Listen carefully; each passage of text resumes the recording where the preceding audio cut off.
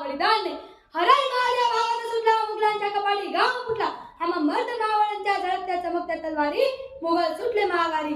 शंभू राजे अजून तुम्ही 10 वर्ष जगले असते ना तर या मुघलांनी सुद्धा आपल्या कपाळावर भगवाच लावला असता. या मुघलांनी सुद्धा आपल्या कपाळावर भगवाच लावला असता.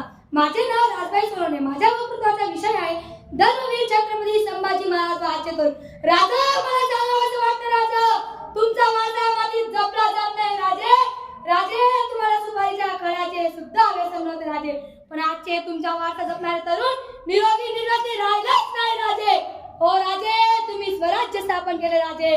पण आजचे पोरं बिडी आणि पुडीसाठी मरायला सुद्धा तयार आहे राजे. हो राजे कसे उचलायचे तुम्ही ते अवघड कळवा. आताचा तरुण या दारूमुळे चहाचा कप उचलताना सुद्धा थरथर करतो राजे. त्याच्यातून सुद्धा अर्धा चहा कपात अर्धा चहा बशीत अशी आजच्या या तरुणाची परिस्थिती आहे राजे.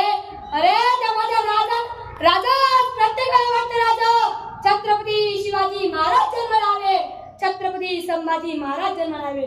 पण कुठून येतील हो आज माझ्यासारख्या जिजाऊ आज गर्भातच मारला जात आहे हो. तर छत्रपतीचा आणि शिवाजीचा विषयच उरला नाही. अरे त्या माझ्या राजानं संपूर्ण अशा 3 गोष्टी कधीच केल्या नाही. त्यामध्ये फॅशन वेशन टेन्शन आणि आजचे निर्लज्ज तरुण वयाचा काय ते फक्त फॅशन मुळे. कोणी एखादी गाडी घेतली त्याला सहज विचारलं की बाबा एवढी महागडी गाडी घ्यायचं कारण काय तर सांगतो फॅशन चालू.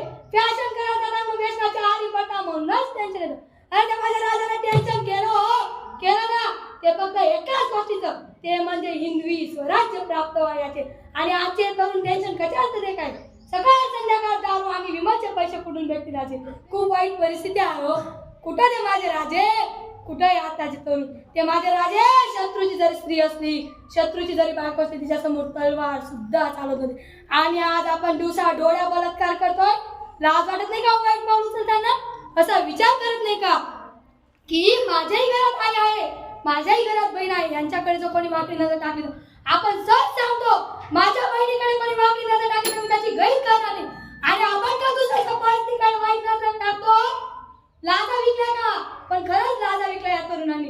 या 5 वर्षात त्या तरुणांनी आपल्या डोक्यातली सगळी लाज जिंकून काढली. यांना ऐकला फरकच समजण्यात आलाय. पण याला चुकी तरुणांची नाही याला चुकी स्त्रियांची सुद्धा आहे.